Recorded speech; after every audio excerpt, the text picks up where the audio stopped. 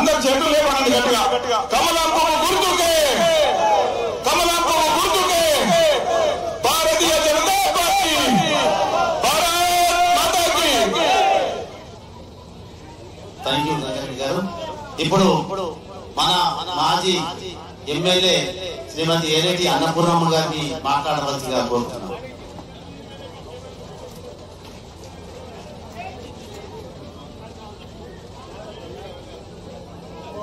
సభాధ్యక్షులు గౌరవనీయులు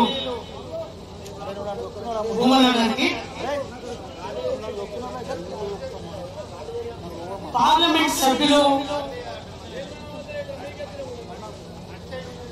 అరవింద్ గారి నామినేషన్ దాఖలు సమయంలో వచ్చినటువంటి గౌరవనీయులు పెద్దలు ఛత్తీస్గఢ్ ముఖ్యమంత్రి గారికి, ఉత్తరాఖండ్ ముఖ్యమంత్రి గారికి,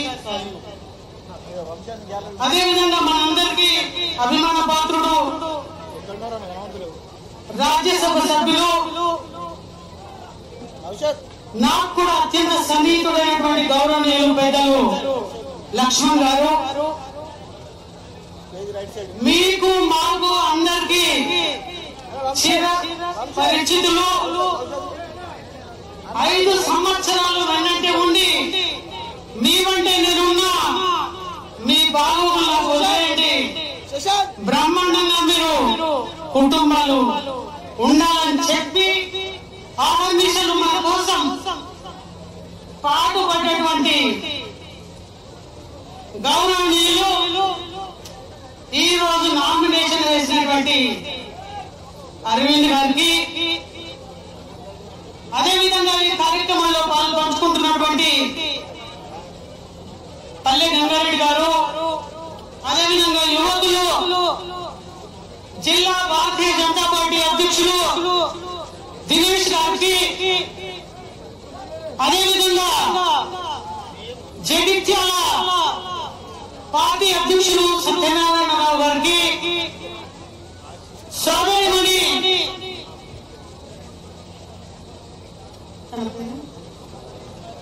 శ్రావణి గారికి, అదేవిధంగా ఈ కార్యక్రమంలో పంచుకుంటున్నటువంటి భారతీయ జనతా పార్టీ కుటుంబ సభ్యులందరికీ నా హృదయపూర్వక నమస్కారాలు తెలియజేసుకుంటూ, ఎండ విపరీతంగా ఉన్నప్పటికీ మీ ఆత్మీయుడు, మీ స్నేహితుడు నామినేషన్ వేస్తున్నారు కాబట్టి వాళ్ళకి అండగా ఉండాలని, వారిని అత్యంత మెజారిటీతో గెలిపిస్తామని చెప్పి ఆశీస్సులు ఇస్తూ ఇక్కడికి వచ్చినటువంటి నా తోటి ప్రజానికానికి అందరికీ కూడా మరోసారి నా హృదయపూర్వక నమస్కారాలు తెలియజేసుకుంటూ, మరి ఈ రోజు పల్లె గంగారెడ్డి గారు మాట్లాడినట్టుగా ఖచ్చితంగా 3వసారి ప్రధాని మోడీ గారి ఖచ్చితంగా అధికారంలోకి రావాల్సిన అవసరం ఉంది. ఇండియా కూటమి చెప్పి వాళ్ళు కలిసి ఉన్నది లేదు, అనవసరమైన అఖండాలు వేస్తూ ప్రజలను తప్పులో పట్టిస్తూ మోడీ గారికి అప్రతిష్ట పాలు చేయాలని చెప్పేసి అనుకుంటున్న సందర్భంలో మనమందరం కూడా ఏకతాటిగా నిలబడాలి, ఏకం కావాలి. భారతీయ జనతా పార్టీ కోసం మనకున్నది 20 రోజులే కాబట్టి 6 దిశలు కష్టపడి మళ్ళీ 3వసారి ఖచ్చితంగా మోడీ గారిని గెలిపించాల్సిన బాధ్యత మనందరిపైన ఉందని చెప్పేసి చెప్తా ఉన్నా. అదేవిధంగా మొన్ననే కాంగ్రెస్ పార్టీ అధికారంలోకి వచ్చింది, ఆచరణకు యోగ్యంగాని హామీలు ఇస్తూ ప్రచారంలో విపరీతమైనటువంటి హై పెంచుతూ ప్రజలను నమ్మించి మోసగించి దగా చేసి అధికారంలోకి వచ్చినటువంటి కాంగ్రెస్ పార్టీకి, కాంగ్రెస్ ప్రభుత్వానికి మళ్ళీ ఖచ్చితంగా ఈ రోజు ఖచ్చితంగా తిప్పి కొట్టాల్సిన అవసరం ఉందని చెప్పి తెలియజేసుకుంటూ, ఒక్క నిమిషం తెలియజేసుకుంటూ, మరి ఈ రోజు మన ముఖ్యమంత్రి గారు నిజామాబాద్ జిల్లాకు వచ్చినప్పుడు మాట్లాడారు. ఏమని? బస్సు కోడ్ గురించి మాట్లాడారు. కానీ మేము అనుకున్నాం ఏంటంటే 100 రోజులు టైం ఇచ్చి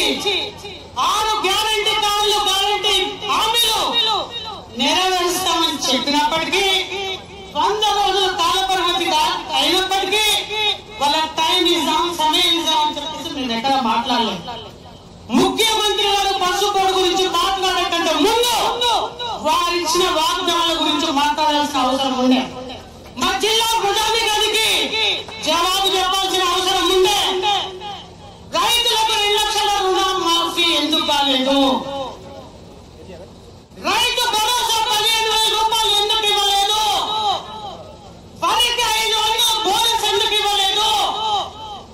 అదేవిధంగా పెద్ద మనుషులకు 4,000 రూపాయలు పెన్షన్ ఎందుకు ఇవ్వలేదు?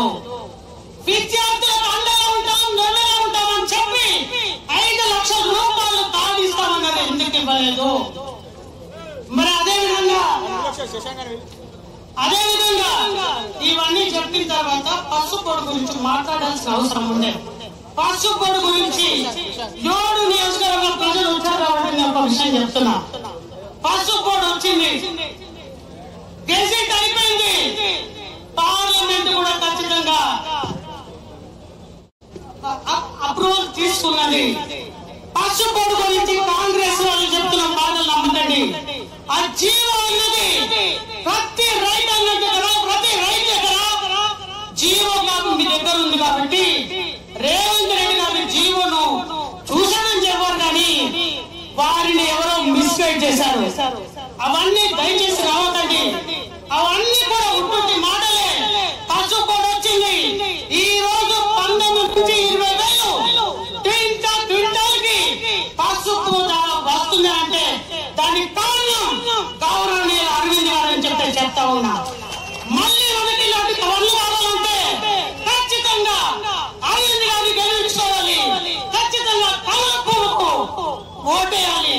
ఈ రోజు నుంచి విశ్రమించకుండా ప్రతి ఇంటికి తిరగండి, ప్రతి ఒక్క మనిషిని కలగండి. ఖచ్చితంగా గతంలో వచ్చిన దానికంటే